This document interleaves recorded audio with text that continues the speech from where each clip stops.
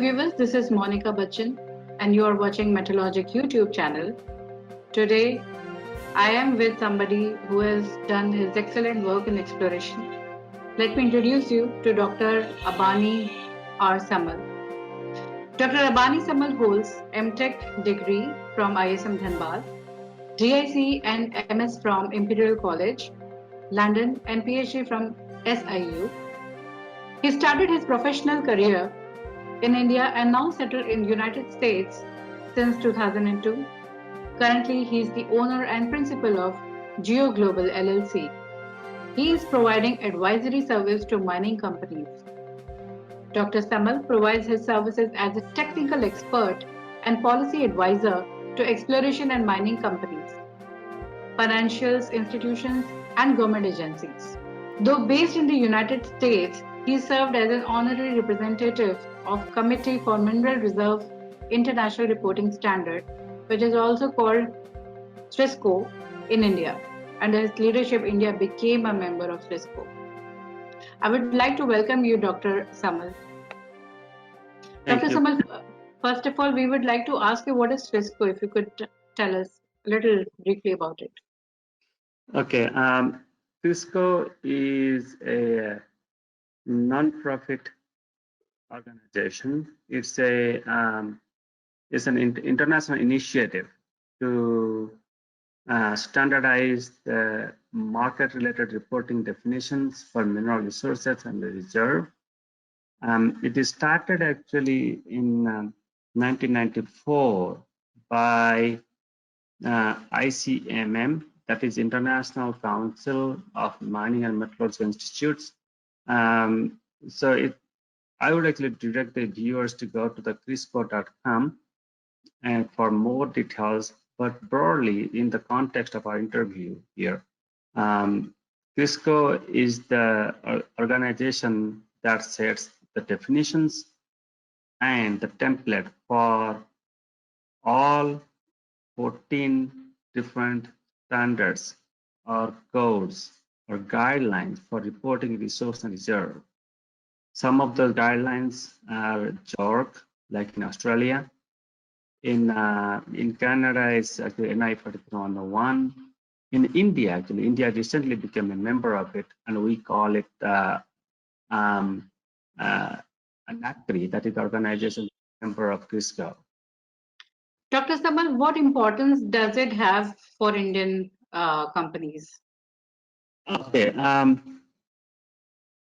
CRISCO is an international organization. Like I said, it sets the definition, like what is mineral resource, what is reserve, what are various studies such as scoping study, feasibility study, pre-feasibility study.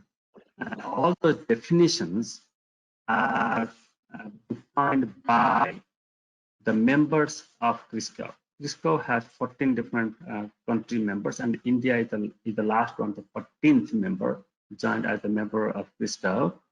And also it does another thing. It provides the guidelines to develop your own code for reporting resource and reserve, which are internationally recognized.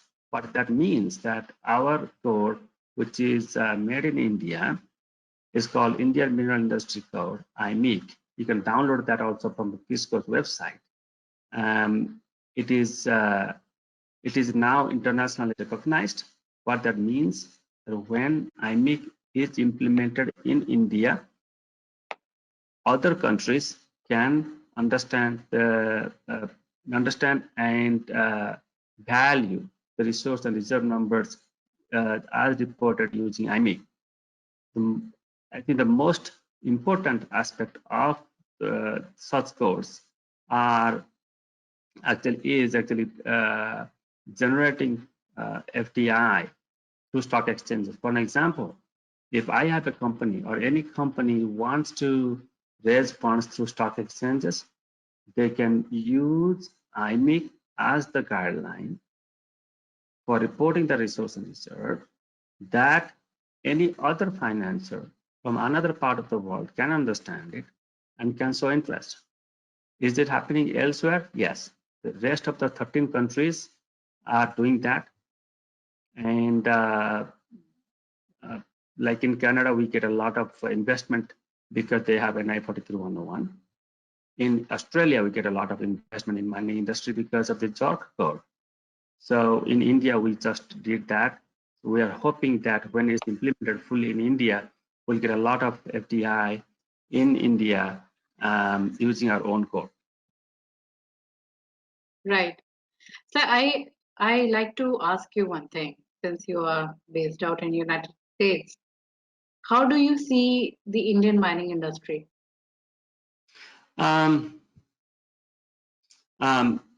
Little bit background here, actually, Monica.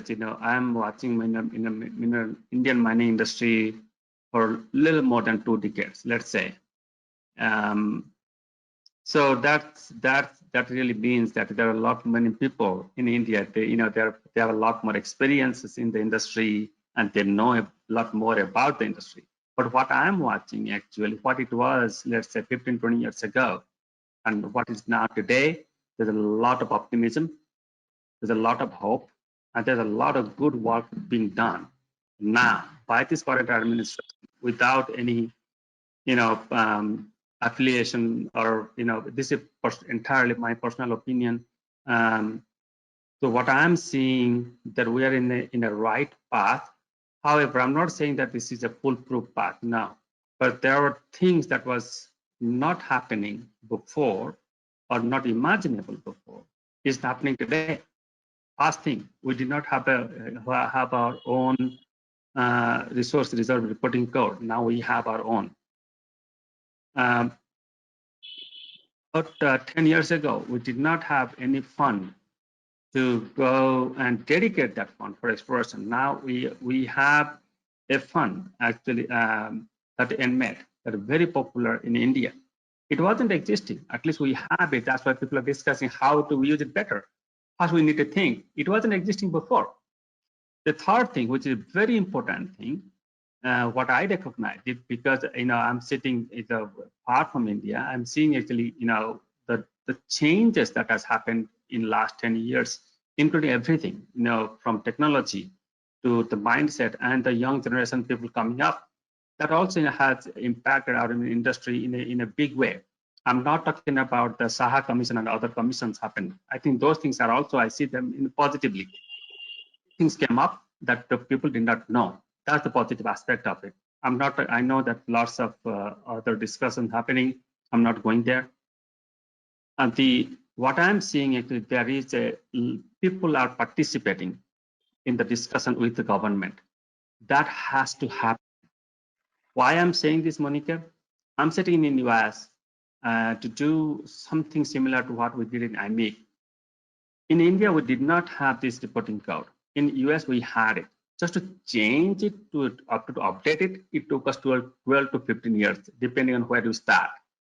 In the United States, okay? If we could do it in five years in India, that's a win for us. Again, comparing with the United States, in the United States, actually, we didn't, because of that coding system, with people who has project in India, sorry, in the United States, they would go to the Toronto Stock Exchange to list their companies. Now they're coming back. Now, if you compare that in India, you say, well, no, we didn't have one. We can always complain. No. So I see it in a positive way. We have a positive direction, and we just have to keep working to get the goal. I mean, the way I see it, in my lifetime, maybe in the next decade, within a decade, we can have an environment similar to Australia, similar to Canada, where junior exploration companies, mid-sized exploration companies, big companies like NMDC or Tatas and Vedantas, we all are actually trading in our stock exchanges in India and generating funds within India and outside India. And for other investors from outside can come and will come. I'm very positive about it. I'm an optimistic guy, so I see it, it's going to happen. So, can you tell us what are your views on exploration in India? Yes, again, Monica, I started my career as a mining geologist in a small chromite mine in the state of Odisha. That's where I'm originally from. I knew actually while I was learning actually how to do the exploration. I had a very good mentors at that time. And I'm educated from Indian School of Mines with a degree and also Imperial College. So given that background, I understand exploration very, very well, the way it's done in India and outside. I had an opportunity to compare what's going on in India, what's going on in outside. There is a lot of good talent available in India. There's a lot of good work being done in India.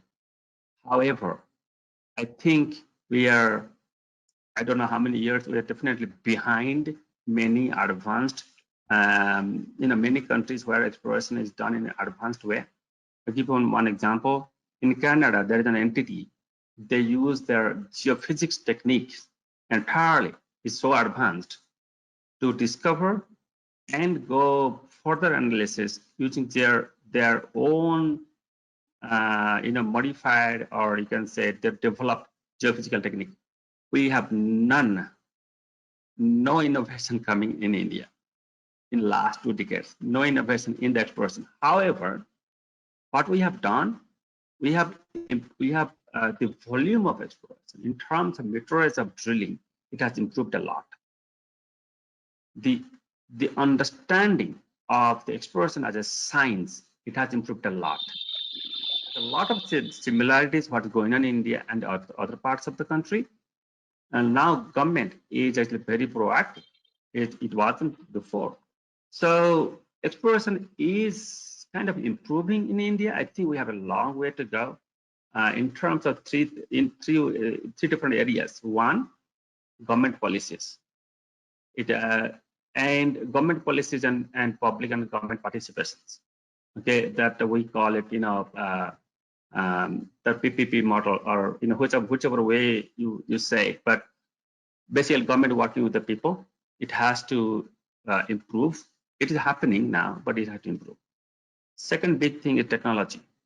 We are adopting technology, which is not bad, and nothing wrong with it. But for Indian territory, for our geology, for our industry, I think we are in a unique, India's mineral industry is in a unique position.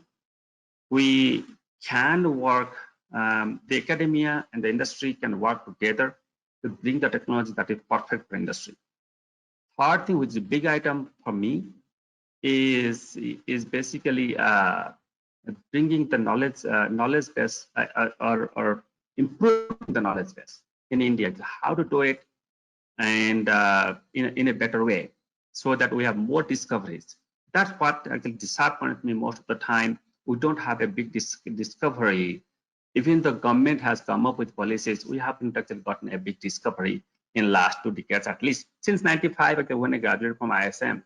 I'll give you an example, actually, Monica. Abani ji, I want to ask you one thing, since we are now, talking about exploration. I think you are working in exploration from last 25, 30 years now. 25 close to years. Okay, yeah. 25 years. So in last 25 years, how much, exploration have happened in India? How much? If you're asking volume, yes, it has improved.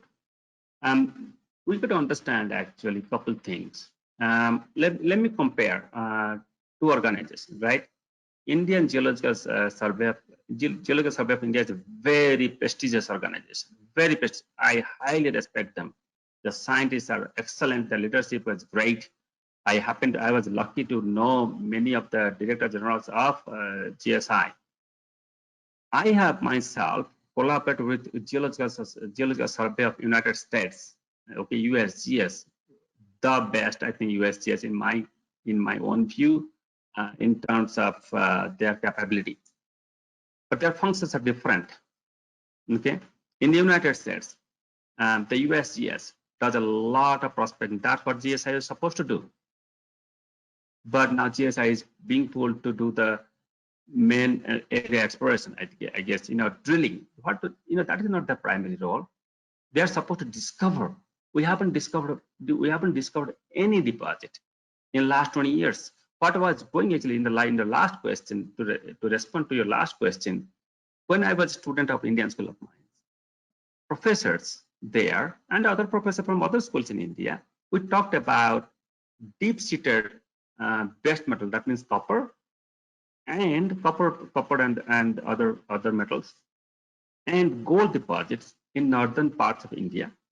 There's a structural continuity. If you talk to structural geologists in India, they will tell you that. But why haven't they come up with any discovery yet? Discovery in the sense, yes, we know it's existing. Have we poked a hole to prove the mineralization yet? We haven't.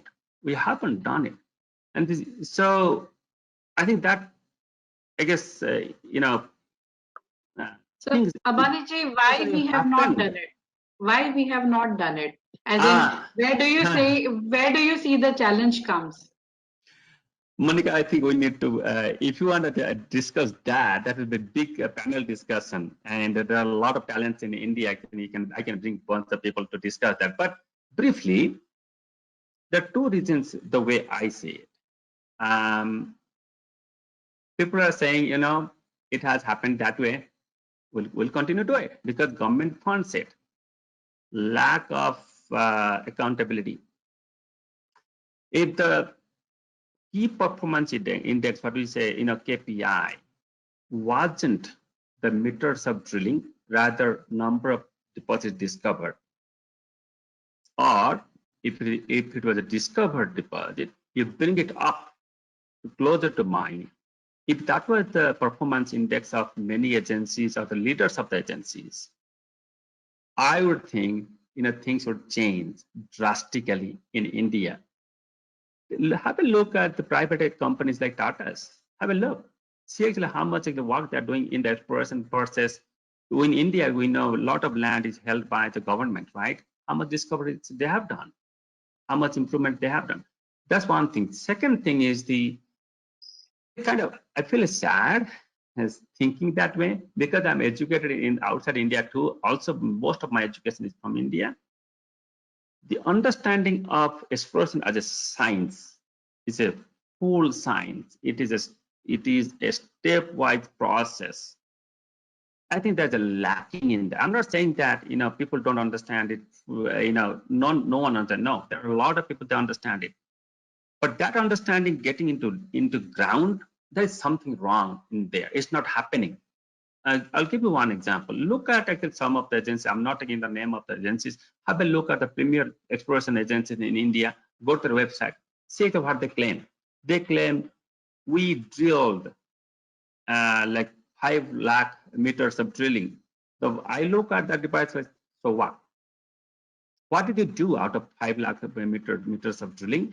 Did you bring some of the explored properties into mining? Did you do any feasibility study? If you did a feasibility study, show me the report. That's a substantial work. I think there's a gap between the policy and the way it is actually implemented. There's a gap there, somewhere there. So do you mean to say the exploration, the term is basically not understood yet by the people and the government? It is understood, but it's not implemented well. Look at the Bandar project. That is now, unfortunately, the private entity that discovered that's the only deposit that has been discovered. Okay, in last 20 years, by whom? By one private entity, by Rio Tinto. Look at their exploration work. See how there are a lot of people who are part of that team. If you talk to them, you see, that culture and that that I wish that was there in the exploration agency in India. Then we will have a lot more deposits that are discovered and a lot more properties coming up, and our industry will be actually in a much better standard, a better status today than where it is today. But Monica, I'm thinking that it's coming. See, discussing about it wasn't happening before. It's gonna come. So, yeah, of course, we hope so too. But do you think people need to change their mindset? Because I understand, like, if we are 100%, if we are exploring our land, so maybe out of 100, maybe a 1% gets the success when we talk about exploration. I think maybe that is where people lose hope in India, and they see exploration as an expense rather than an opportunity. Exploration is not an expense. It is an investment. Okay, it's an investment. that all the government officials, all the bureaucrats, and all the agencies, they need to understand it. Second thing, what they need to understand, when money comes from the government, it is the taxpayers' money. It's your money and my money. That's why I always stress on accountability. When any agencies gets money from government need to ask them the right question, and the government need to set up their performance indices. Another time, I think I said this, but I meant it actually. Instead of giving star ratings to the mines, give star ratings to the bureaucrats who have been, I'm serious about it. Their performances need to be checked. And not only them, it's not a few people, no. In the entire system, that mindset has to change. I'm doing the work and it has a value. The value proposition is missing big way in India. When give you an example, just picking up on GSI. I don't mean to bring the GSI in here, but that is the primary agency in India, right? You bring a geologist, ask them why would you went to my actual mapping. It was what I'm telling you. It came from a discussion I had 4 or 5 years ago in Hyderabad with a scientist actually. I won't take the name or his affiliation. I said, well, why are you guys drilling it? So we have to drill it. But why? It's a mandate, we've got to do it. What I'm trying to get from the guy is to tell me that if I don't drill it, we won't explore it. Mine drilling has value. It adds value to the country. That mindset has to come. People need to understand what we're doing it. They need to feel proud. When people feel proud, you do a lot of work.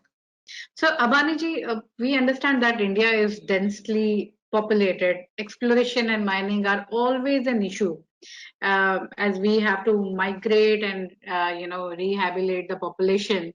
If you have to do exploration in India, how are you going to tackle such issues? The very good question. That's a kind of technology and policy related question. On the technology side, it used to be a big problem. In my experience, what I think in the technology side, that was a roadblock is no more. So we are remote sensing and all the remote sensing and geophysics technology has improved a lot over the last 15, 20 years. We just have to adapt it. And our geophysicists and geologists in India are brilliant. Given a chance, they will like to do it. At the technology side, is not a big problem now. I don't understand why it is being talked today. It shouldn't be. Right? There are ways to do it. On the policy side, you talked about moving the population. That's a common thing actually these days. What we call it actually, I'm referring to something a little bit technical here. There's something we use the term called modifying factors. What that really means, Monica, if we have an occurrence of a commodity, let's take an example. In the apartment complex you are living in, below that apartment complex, we found a piece of gold. Now you're thinking, am I going to move my apartment because of the piece of gold? Will you? Probably not. Then say, well, what's the worth of that piece of gold, isn't it? But someone found a very large deposit of gold. Then we're thinking, this apartment needs to move. We're talking about trade-offs. Okay. So when that is justified, those things, those decisions are made and it's doable. I'll give you a couple of examples. I don't know much about any example in India. In Canada, in northern Canada, it's a fascinating actually site. Many people should see it. Actually, it's available on Google Earth. There are a bunch of diamond mines, one of the richest diamond mines in the world, actually. They mine inside lakes. They are dry mines. Okay, it's done. They take the fish out, water out, they mine it, and put them back. It's done. People in Southern America, people have moved the whole village, given them the village, even a church, entire church have been moved. It's all about trade-off. There are cases where the river, the course of the river has been changed. It's all about trade-off. So on the policy side, I think Indian administration understands it very well. When that situation comes, they do it. Actually, Monica, if you look at coal deposits, if you look at the resource numbers, many of the deposits are actually on kind of now inaccessible, but over time it can be done. I don't see that's a problem. It's just a partnership between policymakers and the operators, and they can get it done. Since you have studied so much about exploration in India and abroad, I'd like to ask you one thing. When in India, the mining and exploration are dominantly on iron ore, coal, and there are few big minerals which are there. So, what minerals can we expect in India other than bulk commodities?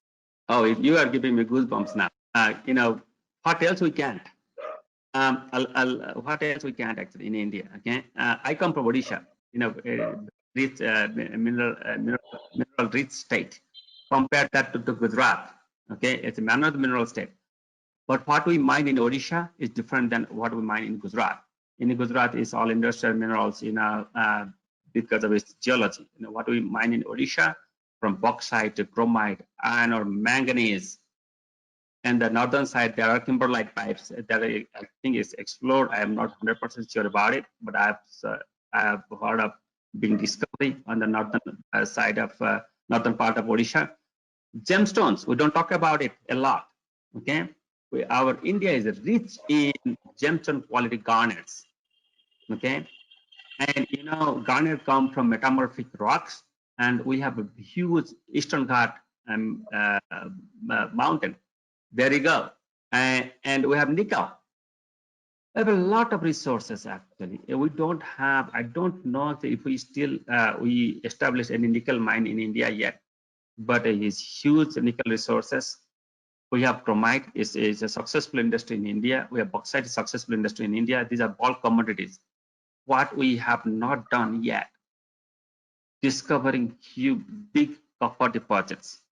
There are, the academics have already done their work. I think it's visible to GSI. I have no idea why we are not putting money to discover more copper. You would ask me why copper. Monica, if you don't have copper, we don't have electricity. We'll be clear about it. Without copper, aluminum, we don't have it. So we have to pay, actually, pay a little more attention to that. Let me just finish in here. And Indian geology says that we can get a lot of gold. Actually, there are gold in northern India, gold in southern India. There are two different types of geology. You may actually hear that there was an investment coming in India, at least from a junior Canadian company about 15 years ago. I think they wrapped up. They couldn't actually deal with the bureaucracy.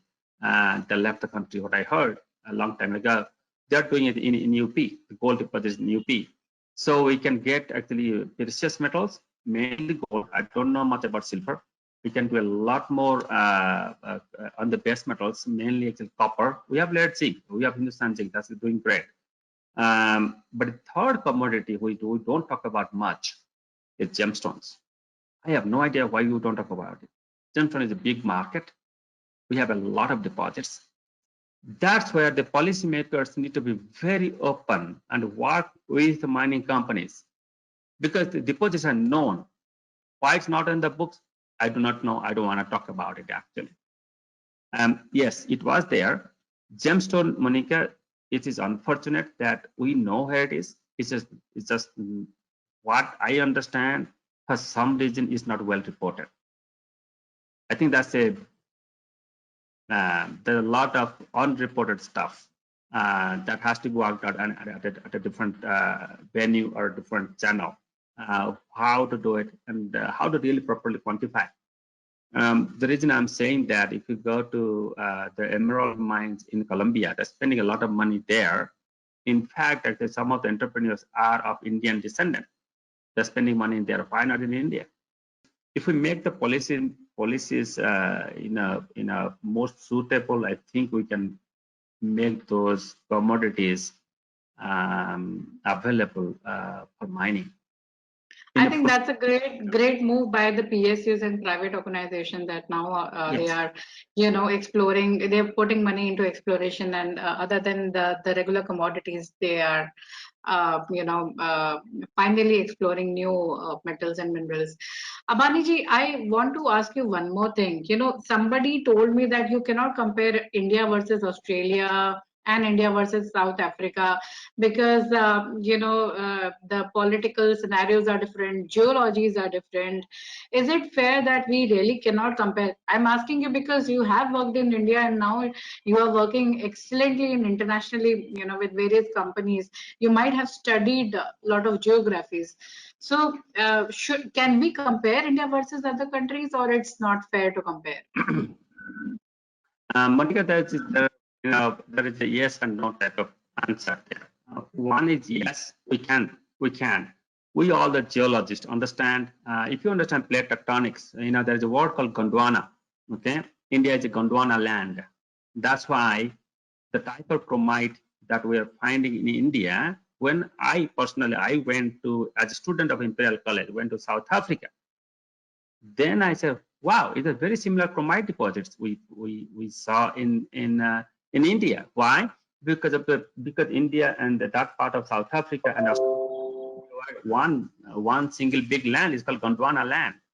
Okay, ask the geologists in India, they would say yes, there are a lot of similarities. That's one of the reasons there is a frustration amongst the geologists in India that if geologically there are such similarities, why we don't mine similar commodities in India? You will hear that actually. First commodity comes to my mind is platinum. We have platinum in Odisha itself. Why we're not mining platinum? We're mining chromite. Platinum occurs with chromite. And when I was a geologist in this private company, I saw the geological signatures of platinum deposit. And you go to the, even master theses are written from Indian School of Mines. You'll see that they're reporting platinum with chromite.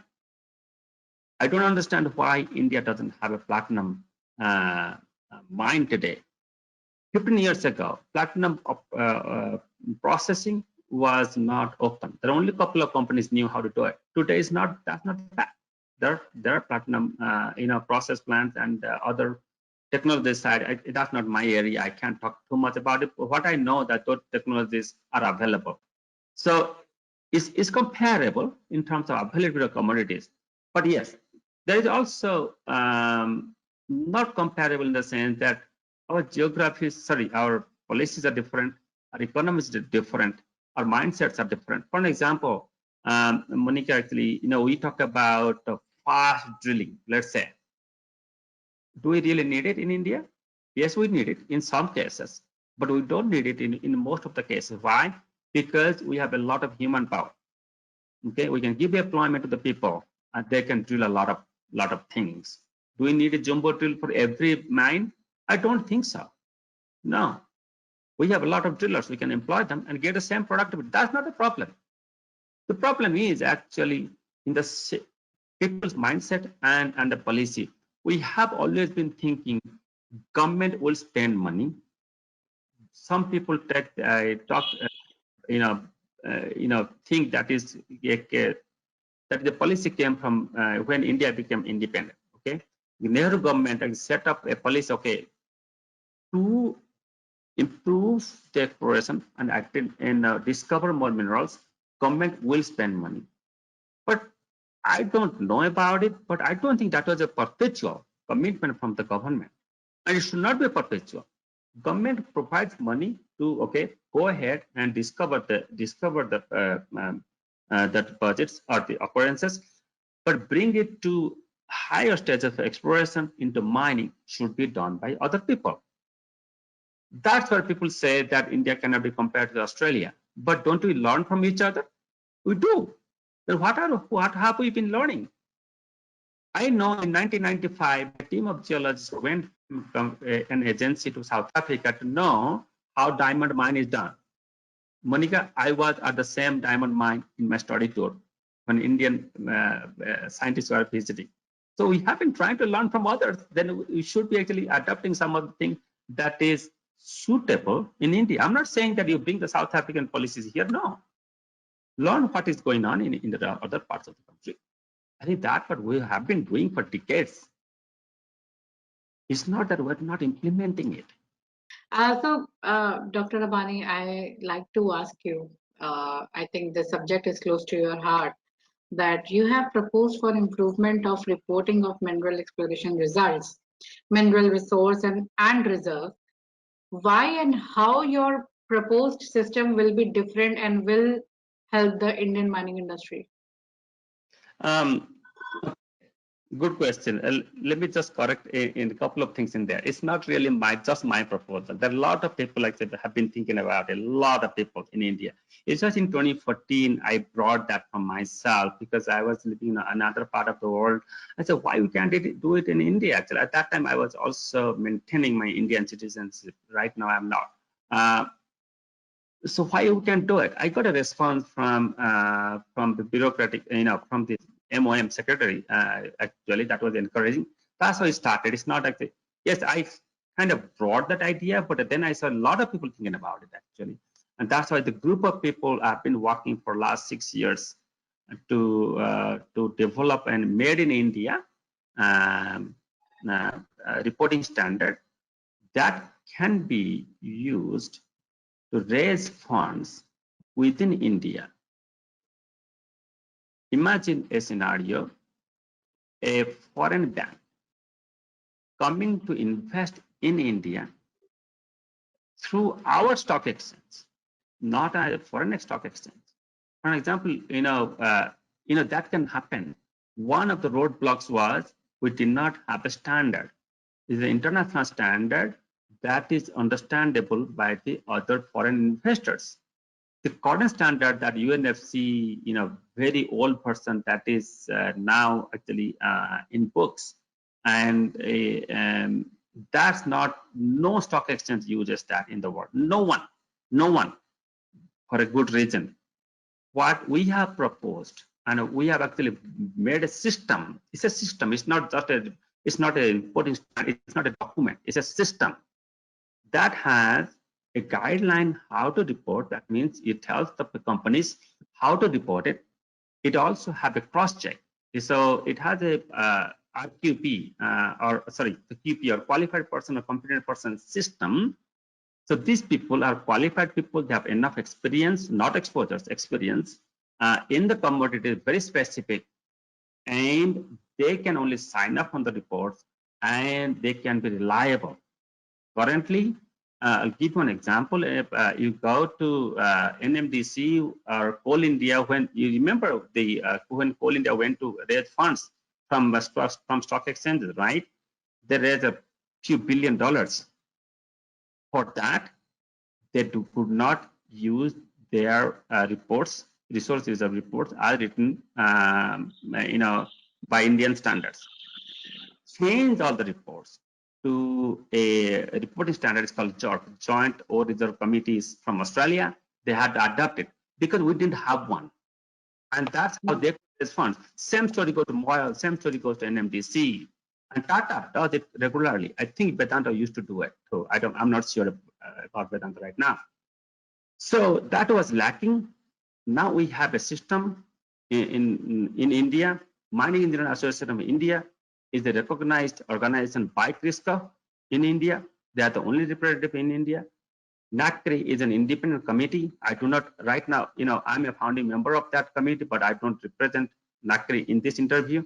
But they are the what we call the agency or the non-profit, the committee that will provide the guidelines to anyone who wants to implement IMIC, or anyone wants to actually go that route, basically setting up that scenario or that environment in India, so that we can actually get the FDI in India. And the other thing, actually, Monica, we can use the same system and go to another stock exchange and raise funds there too. It has a huge, future That's why we have been dedicated for the last 5-6 years. And like I said in the beginning, I hope it will happen, sometime soon. So I hope people are listening to you to improve the reporting standards Yes. wherever you have, proposed. So, Dr. Abani, I really like to thank you for talking to us for this interview and highlighting the key challenges and opportunities on exploration. I hope your vision, it will come true, and India will stand internationally in terms of exploration and mining, because right now we only talk about bulk raw material, and we hardly have any discussion about rare metals, diamonds, and gold. Yeah. It just that accidentally we do get some kind of news at times that the gold has been discovered in Uttar Pradesh, those kind of news. So really, thank you so much for giving us your precious time. Thank you so much, sir. Thank you, Monica.